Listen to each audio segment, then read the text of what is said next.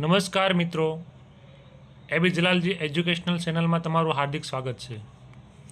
ધોરણ 10 અને ધોરણ 12ની પરીક્ષાઓ પતી ગઈ છે અને હવે શોર્ટ ટાઈમની અંદર રિઝલ્ટ આવવાની તૈયારીમાં છે. ત્યારે વિદ્યાર્થી મિત્રો આગળ અભ્યાસ માટે અને અલગ અલગ જરૂરિયાત મુજબ આવકના દાખલા બનાવવાની પ્રોસેસ કરી રહ્યા છે. ત્યારે સુરત શહેરની અંદર ઘણા બધા એજન્ટો, લેભાગુ તત્વો ઘણી બધી માતબર રકમ લઈ અને આવકના દાખલા બનાવી આપી રહ્યા છે. તેમાં પણ આવકના ઘણા બધા દાખલા બોગસ પણ બનાવી રહ્યા છે. તો આવકનો દાખલો બનાવવા માટે કઈ રૂપિયાની માંગણી કરવી અથવા તો રૂપિયા આપવા તે ગેરકાનૂની છે. તો આપણે આજે જોઈએ કે જે આવકનો દાખલો છે તે બનાવવા માટેનું ફોર્મ કેવી રીતે ભરવું, તેની અરજી ક્યાં કરવી અને તેમાં કેટલો ખર્ચ થાય. તો આવકનો દાખલો બનાવવા માટેનું ફોર્મની વિગતો આપણે જોઈએ. પરિશિષ્ટ 1:37 આવક અંગેનું પ્રમાણપત્ર મેળવવા માટેની અરજી. તેની અંદર સૌપ્રથમ કોર્ટ ફી સ્ટેમ્પ ₹3, એટલે કે કોર્ટ ફી ટિકિટ જે આવે છે એ ₹3 ઉપર લગાવવાની રહેશે. ત્યારબાદ અરજદારનું નામ, એટલે કે જે વ્યક્તિના નામનો દાખલો કાઢવાનું છે તેનું પૂરું નામ અટક સાથે લખવાનું રહેશે. સરનામું, જ્યાં આપણે રહીએ છીએ, જ્યાં આધાર કાર્ડની અંદર આપણું એડ્રેસ છે, અથવા તો આપણે ભાડે રહેતા હોય તો જે એડ્રેસનો આપણે ભાડા કરાર બનાવ્યો છે એ સરનામું આપણે અહીંયા લખવાનું રહેશે.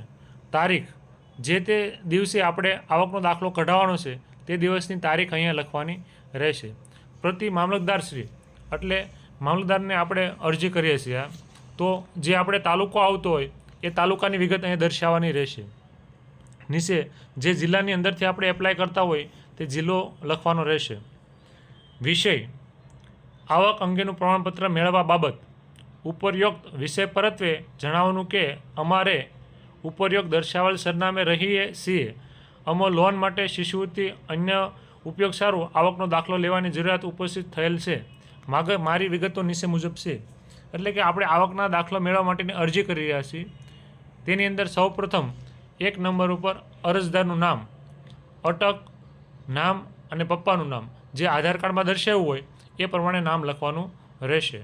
નંબર 2 ઉપર રહેઠાણનું સરનામું, એટલે કે જે જગ્યા ઉપર આપણે રહીએ છીએ તે ઘરનો ઘર નંબર, સોસાયટીનું નામ અને જે તે એરિયો અને શહેર લખવાનું રહેશે. રહેઠાણમાં જો આપણે ભાડા કરાર બનાવેલો છે અથવા તો ભાડે રહીએ છીએ તો જે ભાડા કરારનું એડ્રેસ હોય તે લખવાનું રહેશે. અથવા તો અમુક એરિયાની અંદર ભાડા કરારની જગ્યાએ સોસાયટીનો લેટર પેડ ચાલી રહ્યો છે, જો તલાટી મંત્રી સોસાયટીનો લેટર પેડ ચલાવે, અમુક જગ્યા પર લેટર પેડ ચલાવતા નથી, તો એ આપણે માહિતી મેળવી લેવાની કે આપણા એરિયાની અંદર લેટર પેડ ચાલે છે તો લેટર પેડમાં જે એડ્રેસ દર્શાવ્યું હોય એ જ એડ્રેસ આપણે અહીંયા લખવાનું રહેશે. નંબર 3 ઉપર મૂળ વતનનું સરનામું, એટલે કે આપણું જે મૂળ વતન છે, સ્થાયી વતન છે ગામડાનું, તે ગામ, તાલુકો અને જિલ્લો અહીં દર્શાવવાનો રહેશે. નંબર 4 ઉપર ધંધો અથવા તો વ્યવસાયની વિગતો, એટલે કે આપણે જે ધંધો કરતા હોય, મજૂરી કામ કરતા હોય અથવા કોઈ બિઝનેસ કરતા હોય, કોઈ નોકરી કરતા હોય તેની વિગતો આપણે ટૂંકમાં દર્શાવવાની રહેશે. નંબર 5 ધંધો અથવા વ્યવસાયનું સરનામું, એટલે કે સુરતની બહાર અથવા સુરતના કયા એરિયાની અંદર આપણે વ્યવસાય અથવા ધંધો કરી રહ્યા છીએ એનું વિગતો દર્શાવવાની રહેશે. નંબર 6 ઉપર કુટુંબના સભ્યોની વિગતો, એટલે કે આપણા ઘરની અંદર કેટલા સભ્યો છે રેશન કાર્ડની અંદર એ આપણે દર્શાવવાનું રહેશે. 2 સભ્ય, 5 સભ્ય, 4 સભ્ય, XYZ જે સભ્યો હોય એ દર્શાવવાનું રહેશે. નંબર 7 કુટુંબના કમાનાર સભ્યોની સંખ્યા, એટલે આપણા કુટુંબની અંદર જેટલા પણ લોકો હોય એમાંથી કેટલા લોકો કમાય છે, 1, 2, 3. મોસ્ટ ઓફલી 2+2 ફેમિલી હોય, 2 પતિ પત્ની અને 2 બાળકો અભ્યાસ કરતા હોય અને બેન ઘરકામ કરતા હોય તો કમાનાર વ્યક્તિની સંખ્યા 1 થશે દાખલા તરીકે. નંબર 8 કુટુંબની કુલ વાર્ષિક આવક, તમામ ધંધા અને વ્યવસાયમાંથી થતી કુલ વાર્ષિક આવક દર્શાવી, એટલે કે આપણા પરિવારની અંદર જે પણ બધી મળી ધંધા વ્યવસાયની બધી કુલ આવક વાર્ષિક મળી અને આવક દર્શાવવાની છે. જે આપણી વાર્ષિક આવક હોય 1,10,000, 1,20,000, 1,50,000 કે 2 લાખ, જે પણ આપણી આવક થતી હોય એ આપણે આવક અહીંયા દર્શાવવાની રહેશે. નંબર 9 ટેલિફોન ધરાવો છો? હા તો ટેલિફોન નંબર લખો, એટલે કે અહીંયા લેન્ડલાઇનની વાત કરવામાં આવી છે. જો લેન્ડલાઇન નંબર તમે ધરાવતા હો, ટેલિફોન ધરાવતા હો અથવા તો મોબાઈલ ધરાવતા હોય તો એ મોબાઈલ હા અથવા ના લખવાનું છે, અને જો ધરાવતા હોય તો આપણે એનો મોબાઈલ નંબર લખવાનો છે, અથવા તો લેન્ડલાઇન નંબર હોય તો લેન્ડલાઇન લખવાનું છે. નંબર 10, સરેરાશ ટેલિફોન બિલ એટલે કે એવરેજ સરેરાશ વાર્ષિક બિલ આપણે કેટલું આવે છે એ લખવાનું છે. નંબર 11, સરેરાશ વાર્ષિક વીજળી બિલ એટલે કે 12 મહિનાનું આપણે વાર્ષિક કેટલું વીજળી બિલ આવે છે, જે આવતું હોય 1200, 1500, 2000 અથવા તો XYZ જે કાંઈ એનું વીજળી બિલ આપણે 12 મહિનાનું થતું હોય તેનો આંકડો અહીં દર્શાવવાનો છે. નંબર 12, ટેલિવિઝન છે. હા, ટેલિવિઝન એટલે કે ટીવી આપણા ઘરે છે અથવા તો નથી. ચેનલ કનેક્શન છે એટલે કે આપણે પ્રાઇવેટ ચેનલ કનેક્શન લીધેલું છે કે નહીં, યસ યા નો એવું લખવાનું છે. કેબલ ઓપરેટરનો કેટલો ચાર્જ ચૂકવો છો એટલે કે આપણે દર મહિને કેબલ ઓપરેટરને કેટલા પૈસા ચૂકવીએ છીએ એ દર્શાવવાનું છે. અને જો આપણે ઘરે ટીવી નથી તો ના લખવાનું છે, અને જો ટીવી છે તો બધી આ વિગતો આપણે ભરવાની છે. નંબર 13, ઘરમાં સાધનો કેટલા છે, જેવા કે car, scooter, refrigerator, washing machine. જે આપણા ઘરમાં જે કાંઈ સાધનો હોય, આપણા ઘરે કાર હોય, સ્કૂટર હોય, રેફ્રિજરેટર હોય તો આપણે ત્યાં વિગતો દર્શાવવાની છે. અને જો આ કાંઈ આપણા ઘરે સાધનો નથી તો નથી, નોટ એપ્લિકેબલ એવું લખવાનું છે. નંબર 14, કયા હેતુસર પ્રમાણપત્રની જરૂર છે એટલે કે જે આપણે આવકનો દાખલો કાઢી રહ્યા છીએ બરાબર, એ આવકનો દાખલાની જરૂરિયાત આપણને શા માટે પડી છે? બાળકોના ઉચ્ચ અભ્યાસ માટે, કોઈ શિષ્યવૃત્તિનો લાભ લેવા માટે, કે કોઈ સરકારી યોજનાનો લાભ લેવા માટે. જે હેતુથી આપણે દાખલો કાઢતા હોય એ દાખલો આપણે રજૂ કરવાનો છે. આ આવકના દાખલાનું પહેલું પેજ પૂરું થઈ ગયું છે. હવે આપણે પાછળનું પેજ એટલે કે બીજા પેજ ઉપર જઈએ. એની ઉપર આવશે કલેક્ટર કચેરી એટલે જે તે જિલ્લાનું નામ લખવાનું છે. સુરતમાંથી હોય તો સુરત લખવાનું, ભાવનગરથી ભાવનગરનું. જે કલેક્ટર કચેરી આપણા એરિયામાં આવતી હોય એ કચેરીના શહેરનું નામ લખવાનું છે. ત્યારબાદ કુટુંબના સભ્યોની વિગતો દર્શાવતું પત્રક એટલે કે આપણા કુટુંબની અંદર જેટલા સભ્યો છે, જે આપણું રેશન કાર્ડ છે એની અંદર જે સભ્યો હોય એ સભ્યોની આપણે વિગતો લખવાની છે. તેની અંદર પહેલાં ક્રમ આવશે, સેકન્ડમાં નામ આવશે, પછી અરજદાર સાથેનો સંબંધ આવશે, ઉંમર વર્ષ આવશે, ધંધો આવશે, વાર્ષિક આવશે. આપણે એક્ઝામ્પલ તરીકે જોઈએ નંબર 1 ઉપર જે પણ આપણું નામ પોતાનું હોય તે પોતાનું નામ આવશે. પછી અરજદાર સાથેનો સંબંધ એટલે કે અરજદાર સાથે આપણે પોતે જ અરજદાર છીએ. ઉંમર વર્ષ 40, 45, 50 જે વર્ષ હોય તે ઉંમર લખવાની. પછી ધંધામાં મજૂરી કરે છે, કોઈ બિઝનેસ કરે છે, નોકરી કરે છે, જે કરતા હોય તે લખવાનું. વાર્ષિક આવકમાં 1,10,000, 1,20,000, 1,50,000 જે આપણી વાર્ષિક હોય એ વાર્ષિક આવક લખવાની. સેકન્ડ નામમાં પત્નીનું નામ આવશે, અરજદાર સાથેનો સંબંધ આવશે પત્ની, ઉંમર વર્ષ 40, 45 જે વર્ષ આવતી હોય તે. ધંધામાં મોસ્ટ ઓફલી જો બેન નોકરી ન કરતા હોય તો ઘરકામ આવશે, એની વાર્ષિક આવક કંઈ હોતી નથી. અને ત્રીજા નંબર ઉપર, ચોથા નંબર ઉપર બાળકોના નામ, બાળકો સાથે અરજદાર સાથેનો સંબંધ, પુત્ર કે પુત્રી, ઉંમર જે હોય તે દર્શાવવાની. પછી ધંધામાં અભ્યાસ કરતા હોય તો અભ્યાસ લખવાનું, નોકરી કરતા તો નોકરી લખવાનું, અને એની વાર્ષિક આવક હોય તો લખવાની. નકર કુલ ટોટલ વાર્ષિક આવક 1,10,000, 1,20,000 જે આપણો આંકડો થયો હોય તે આપણે લખવાનો રહેશે. અરજદારોનો રૂબરૂ જવાબ એટલે કે અરજદારને જ્યારે દાખલો કઢાવવા જાય ત્યારે એને રૂબરૂમાં જે પૂછવામાં આવે એની વિગતો આપણે દર્શાવવાની છે. હું નીચે સહી કરનાર શ્રી, શ્રીમતી કે કુમારી જે લાગુ પડતું હોય તો શ્રીમાં આપણે જોઈએ કે ભાઈનું નામ આખું લખવાનું છે, એની અટક, પોતાનું નામ અને એના પપ્પાનું નામ પૂરું નામ લખવાનું છે. પછી ઉંમર વર્ષ લખવાની છે, જે હોય 40, 45 જે વર્ષ થતા હોય તે વર્ષ લખવાનો છે. પછી ધંધામાં મજૂરી, નોકરી, બિઝનેસ જે કરતા હોય તે લખવાનું છે. એટલે કે રહેવાસીમાં પહેલાં ઘર નંબર, પછી સોસાયટીનું નામ, પછી એરિયાનું નામ, અને પછી એના શહેરનું નામ અને પિનકોડ, એવી રીતે એડ્રેસ લખવાનું છે. પછી આગળની વિગતો છે. આજ રોજ રૂબરૂ પૂછવાથી બતાવું છું કે આવકનું પ્રમાણપત્ર મેળવવા માટે મેં અરજી કરેલ, જે મારી સહી મારા કુટુંબના કુલ સભ્યો એટલે કે 4, 5 જે કાંઈ કુલ સભ્યો હોય તે વ્યક્તિઓ જે પૈકી કમાનાર વ્યક્તિની સંખ્યા, કમાનાર વ્યક્તિ મોસ્ટ ઓફલી 1 હોય છે, પણ જે હોય 1 હોય તો 1, 2 હોય તો 2 કમાનાર વ્યક્તિ છે. અમો ટેલિફોનનું જોડાણ ધરાવીએ જેનું માસિક બિલ, જો આપણી પાસે ટેલિફોન હોય તો આપણે એનું માસિક બિલ લખવાનું છે, નથી તો નોટ એપ્લિકેબલ કે અમારા માટે તે નથી, એવું નથી લખવાનું છે. તેમજ અમે મોબાઈલ ફોન પણ ધરાવીએ છીએ અને તેનું માસિક બિલ ખાલી જગ્યા ચૂકવીએ છીએ. જો મોસ્ટ ઓફલી મોબાઈલ તો બધા પાસે હોય જ છે તો એનું માસિક બિલ 100 રૂપિયા, 399, 400 જે રૂપિયા દર મહિને આપણે બિલ ભરતા હોય કે જેટલું રિચાર્જ કરાવતા હોય તે વિગતો અહીં દર્શાવવાની છે. લાઇટ બિલનું માસિક રૂપિયા ખાલી જગ્યા ભરીએ છીએ એટલે કે મંથલી આપણે લાઇટ બિલના કેટલા પૈસા ભરીએ છીએ તેની વિગત લખવાની છે. તેમજ ઘરમાં ટેલિવિઝન કેબલ કનેક્શન છે અથવા તો નથી, એટલે આપણા ઘરે જે ટીવી છે કે ટીવીની અંદર કેબલ કનેક્શન છે અથવા નથી. જો હોય તો હા, અને એનું જેટલું આપણે માસિક બિલ ભરતા હોય તે લખવાનું છે, અને જો નથી તો નોટ એપ્લિકેબલ. અને આપણે ટીવી છે તો કયો કેબલ ઓપરેટર છે અને એનું કેટલું આપણે ભાડું ભરીએ છીએ તેની વિગતો પણ હોય તો દર્શાવવાની છે. તેમજ ઘરના સભ્યો પાસે સ્કૂટર, લૂના, મોટરસાઇકલ, ફ્રીજ, એસી, ઘરઘંટી, ગીઝર પણ છે. એટલે આ કઈ વસ્તુ સાધનો આપણી પાસે હોય તો યસ લખવાનું છે, નહીંતર ના લખવાનું છે.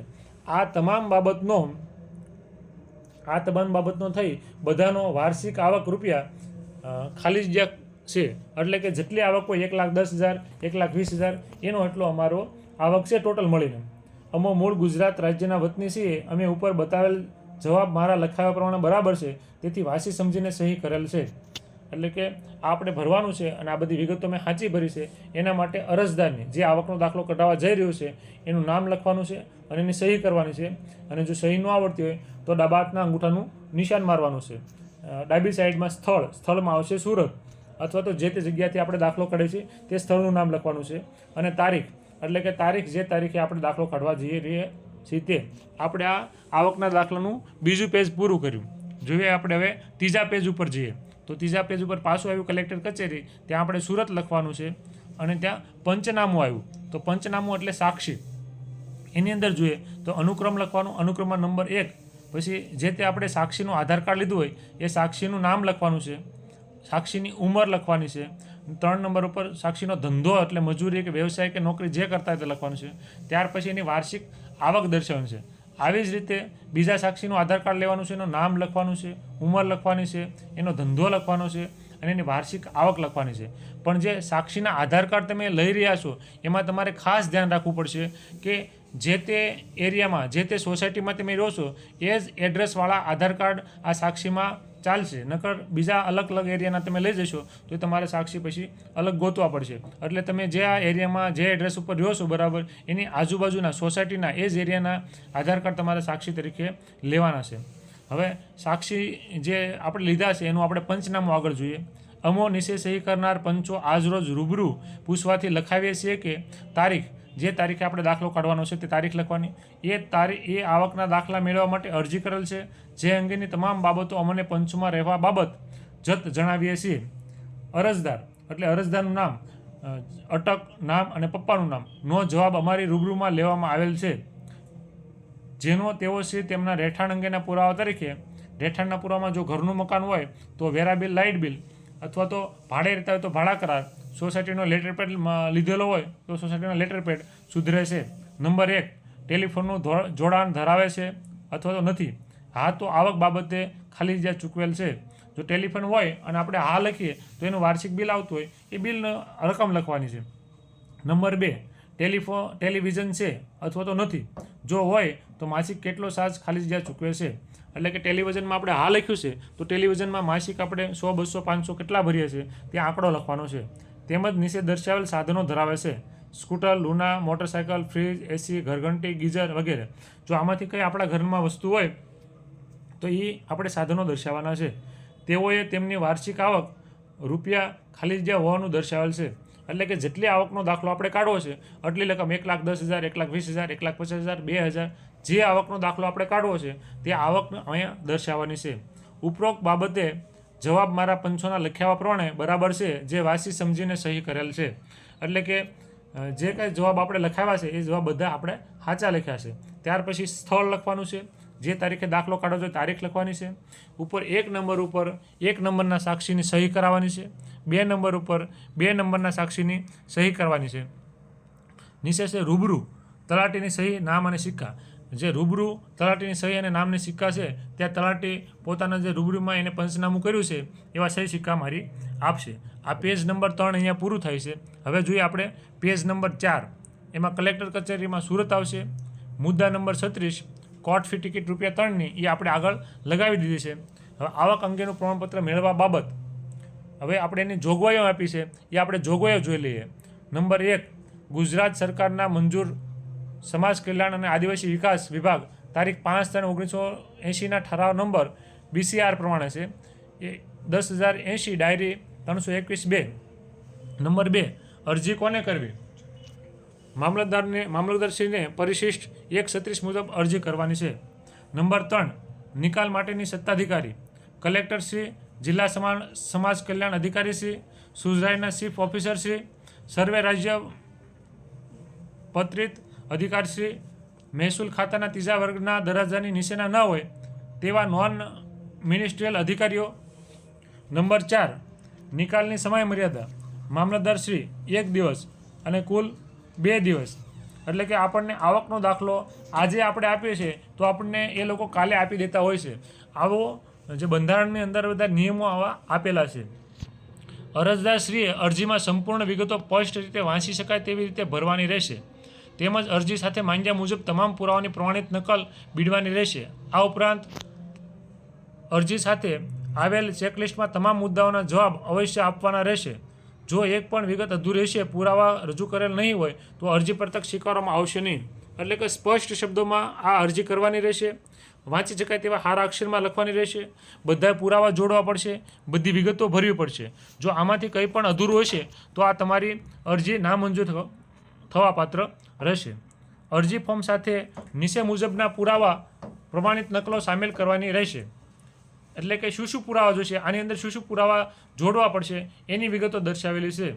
તો પુરાવામાં નંબર 1, કુટુંબના સભ્યોની વિગતો દર્શાવતું પ્રમાણપત્ર. એટલે કે જે આપણે કુટુંબના સભ્યોની વિગતો લખી છે એનું પરિશિષ્ટ 236 મુજબ આપણે જે ફોર્મની અંદર જે ભરાઈ જતું હોય છે. નંબર 2, અરજદારનો તલાટી સમક્ષ રૂબરૂ જવાબ. એટલે એમાં પણ આપણે સાક્ષીને જે સહી કરાવી અને હેઠે તલાટીનો જે સહી કરાવી એની વાત કરે છે. નંબર 3, પંચનામું. એટલે કે પંચનામા બી આપણે સાક્ષીની સહી કરી અને આધાર કાર્ડ લીધા એ પંચનામામાં આવી જાય છે. નંબર 4, રહેઠાણ અંગેનો પુરાવો, મતદાર ફોટો, આધાર ઓળખ કાર્ડ, મ્યુનિસિપાલિટી બિલ વગેરે તે 1. એટલે કે રહેઠાણના પુરાવામાં આપણે લાઇટ બિલ હોય અથવા તો ઓળખ કાર્ડ હોય અથવા તો કંઈ પણ આપણે ભાડા કરાર હોય, સોસાયટીનો લેટર પેડ હોય, વેરા બિલ હોય, આવું કોઈ પણ એક વસ્તુ ચાલશે. નંબર 5 ઉપર છે રેશન કાર્ડ. રેશન કાર્ડ અહીંયાનું અથવા ગામડાનું કોઈ પણ રેશન કાર્ડ કમ્પલસરી છે. જો રેશન કાર્ડ ન હોય તો રેશન કાર્ડનું એફિડેવિટ બનાવવું પડે કે મારું કોઈ ઓલ ઇન્ડિયાની અંદર કોઈ રેશન કાર્ડ ચાલતું નથી. નંબર 6, છેલ્લા માસનું ટેલિફોન બિલ, લેન્ડલાઇન સહિત મોબાઈલ ફોનના બિલોની વિગતો આપી. એટલે કોઈ પણ એક બિલ રજૂ કરવાનું રહેશે. નંબર 7, છેલ્લા માસનું લાઇટ બિલ. એટલે કે આપણું છેલ્લા મહિનાનું લાઇટ બિલ આપણે રજૂ કરવાનું રહેશે. નંબર 8, નોકરી કરતા હો તો આવકના પુરાવા તરીકે દાખલા તરીકે પગાર સ્લીપ, ઇન્કમટેક્સ રિટર્ન વગેરે ભરવાના રહેશે. જો નોકરી હોય આપણી પાસે તો ઇન્કમટેક્સ રિટર્ન આપણે ભરતા હોય તો એ અથવા તો પગાર સ્લીપ રજૂ કરવાની રહેશે. નંબર 9, ધંધો વ્યવસાયના પુરાવા, ગુમાસ્તારનું સર્ટિફિકેટ, વેચાણ વેરો નોંધણી સર્ટિફિકેટ. જો આપણે ધંધો કે વ્યવસાય કરીએ છીએ તો ગુમાસ્તા ધારા અથવા તો નોંધણી સર્ટિફિકેટ આપણે રજૂ કરવાનું રહેશે. નંબર 10, ધંધો વ્યવસાયના આવકના છેલ્લા વર્ષના સરવૈયાની નકલ, ઇન્કમટેક્સની નકલ. જો ધંધો કે વ્યવસાય કરીએ છીએ તો આપણે ઇન્કમટેક્સની નકલ જોડવાની રહેશે. પણ મોસ્ટ ઓફલી જે મજૂરી કરતા હોય એને આ બધું કાંઈ દેવાની જરૂર રહેતી નથી. 11 નંબર ઉપર સોગંદનામું. તે આપણે હવે સોગંદનામું રદ થઈ ગયું છે, એના બદલે સેલ્ફ ડિક્લેરેશન ભરવાનું આવતું હોય છે. એની વિગતો આપણે આગળ જોઈએ. અગત્યની નોંધ, અરજદારને ફોટા સાથે પ્રમાણપત્ર આપવાનું હોવાથી અરજદારે રૂબરૂમાં જ આવવાનું રહેશે. એટલે કે આપણે રૂબરૂ જ ફોટો પડાવવા જવાનું રહેશે. તારીખ, જે તારીખે દાખલો કઢાવવાનો છે તારીખ, અરજદારનું નામ, સહી અને અંગૂઠા નિશાન. એટલે કે અરજદારનું પૂરું નામ લખવાનું છે, એની સહી કરાવવાની છે. જો સહી ન આવડતી હોય તો આપણે ડાબા હાથના અંગૂઠાનું નિશાન મરાવવાનું છે. પેજ નંબર 4 અહીં પૂરું થાય છે. હવે જોઈએ આપણે પેજ નંબર 5 કે જે આપણે સોગંદનામાની વાત કરી હતી, સોગંદનામું હવે રદ થઈ ગયું છે. એની જગ્યાએ આપણે હવે સેલ્ફ ડિક્લેરેશન ભરવાનું છે. ઠરાવ ક્રમાંક નંબર WHS 102021/435 વસુધતા પ્રકરણ 2નું બિડાણ પ્રમાણે છે. એનેક્સર A એનું સઘોષણાપત્ર એટલે કે સેલ્ફ ડિક્લેરેશન ફોર્મ જે ભરવાનું છે. આથી હું નીચે સહી કરનારનું પૂરું નામ, પપ્પાનું નામ અને અટક એટલે પૂરું નામ આધાર કાર્ડમાં હોય એ પ્રમાણે લખવાનું રહેશે. પછી ઉંમર વર્ષ, જે તે એની ઉંમર થઈ હોય એ ઉંમર લખવાની રહેશે. સરનામું એટલે મકાન નંબર, સોસાયટીનું નામ, એરિયાનું નામ, શહેરનું નામ અને પિનકોડ દર્શાવવાનો રહેશે. આથી ધર્મના સોગંદ મુજબ જાહેર કરું છું, આજ રોજ તારીખ, જે તારીખે દાખલો કઢાવ્યો તારીખ લખવાની છે, ના રોજ મારા દ્વારા ખાલી જગ્યામાં આવકના પ્રમાણપત્ર માટે જે અરજી કરવામાં આવી છે, જેમાં અમોએ અરજી ફોર્મમાં દર્શાવવા મુજબ અમે અરજદાર તેમજ કુટુંબના સભ્યોની ગત નાણાકીય વર્ષની કુલ વાર્ષિક આવક રકમ રૂપિયા 1,10,000, 1,20,000 કે 2 લાખ, જે આપણે આવકનો દાખલો કાઢવાનો એ રકમ લખવાની છે. શબ્દોમાં જે રકમ લખી છે એને શબ્દોમાં લખવાની થાય છે. અરજીમાં આપવામાં આવેલી માહિતી અને અરજી અન્વયે જોડાણ પુરાવા માટે મારી જાણ અને માન્યતા મુજબ સાચા છે અને તેમાં કોઈ પણ બાબત છુપાયેલ નથી. હું જાણું છું કે ખોટી માહિતી અને પુરાવા રજૂ કરવા એ કાયદા હેઠળ શિક્ષાને પાત્ર છે. આવા સંજોગોમાં ખોટી માહિતી કે પુરાવાના આધારે મને મળેલ લાભ કે પ્રમાણપત્ર રદ થવા પાત્ર છે. મારા દ્વારા આપવામાં આવેલી કોઈપણ માહિતી ભવિષ્યમાં ખોટી પુરવાર થશે તો સંબંધિત કચેરી દ્વારા મારી સામે ઇન્ડિયન પિનલ કોડની કલમ 177, 191, 199, 420 અન્વયે કાયદેસરની કાર્યવાહી કરવામાં આવશે. જે હું જાણું છું. ઉપરની વિગતો વાંચી, સાંભળી, સમજી, વિચારીને નિશ્ચય સહી અને અંગૂઠાની નિશાની કરેલ છે. તારીખ, જે તે તારીખે દાખલો કઢાવજો તેની તારીખ, સ્થળમાં સુરત અથવા તો જે તે સ્થળે દાખલો કઢાવતો તેનું સ્થળ, ઘોષણા કરનારની સહી, એટલે કે જે વ્યક્તિ આ દાખલો કઢાવવા જઈ રહ્યો છે એની સિગ્નેચર કરવાની છે. એનું આખું નામ લખવાનું છે, નામ, પપ્પાનું નામ અને અટક લખવાની છે. અને ડાબી સાઈડમાં એનો ફોટો લગાવવાનો છે. ફોટા ઉપર ક્રોસ સાઇન કરવાની છે. નીચેથી ચાલુ કરીને ફોટા ઉપર સાઇન જવા દેવાની છે. ઘોષણા કરનારનું અંગૂઠાનું નિશાન, એટલે જો સહી કરતા ન આવડતી હોય તો અંગૂઠાનું નિશાન મારવાનું છે. આધાર કાર્ડનો નંબર, એનો જે આવકનો દાખલો જે વ્યક્તિ કઢાવવા જઈ રહ્યો છે એનો આવકનો દાખલાનો નંબર લખવાનો છે. આધાર કાર્ડનો નંબર, એટલે કે આધાર કાર્ડનો જે 12 આંકડાનો નંબર આવે એ નંબર લખવાનો છે. અને નીચે મોબાઈલ નંબર, એટલે કે જે અરજદાર છે એનો મોબાઈલ નંબર અહીંયા લખવાનો છે. તો આવી રીતે આવકના દાખલાનું ફોર્મ આવી રીતે સરળ રીતે ભરવાનું છે. અને આ આવકના દાખલાનું ફોર્મ ભરી અને જે તમારી પાસે ડોક્યુમેન્ટ કીધા હતા કે આધાર કાર્ડ, 2 સાક્ષીના આધાર કાર્ડ, રહેઠાણનો પુરાવો, ઓળખનો પુરાવો, લાઇટ બિલ, આ બધાની ઝેરોક્ષ કોપી કરી અને જે નોટરી વકીલ છે એ નોટરી વકીલ પાસે જઈ અને એમાં ટ્રુ કોપીના સિક્કા મરાવવાના છે. અને આ આવકના દાખલા હારે જોડી અને પછી આપણે ઝોન ઓફિસ પર જવાનું છે. ઝોન ઓફિસમાં તલાટીના સહી સિક્કા કરાવવાના છે. અને તલાટીના સહી સિક્કા કરી અને પછી આપણે ફોટો પડાવી છે. અને 2 દિવસની અંદર આપણે આ દાખલો મળતો હોય છે. માર્કેટની અંદર, શહેરની અંદર ઘણા બધા લેભાગુ તત્વો 500, 1000, 2000 રૂપિયા ભરી અને આવા આવકના દાખલાઓ તમને ઘર બેઠા પહોંચાડતા હોય છે. તો મહેરબાની કરી અને એવા દાખલા કોઈએ કઢાવવા નહીં. કારણ કે તે દાખલા સાચા છે કે ખોટા છે એની કોઈ ગેરંટી હોતી નથી. અને સરકારી નોકરિયાત છોકરાની શિષ્યવૃત્તિ માટે આવા દાખલાનો આપણે ઉપયોગ કરતા હોઈએ છીએ. અને એન્ડ સમયે જો દાખલા બોગસ નીકળે તો આપણે પણ ફસાતા હોઈએ છીએ અને આપણી કામગીરી પણ અટકતી હોય છે. જય હિન્દ, જય ભારત.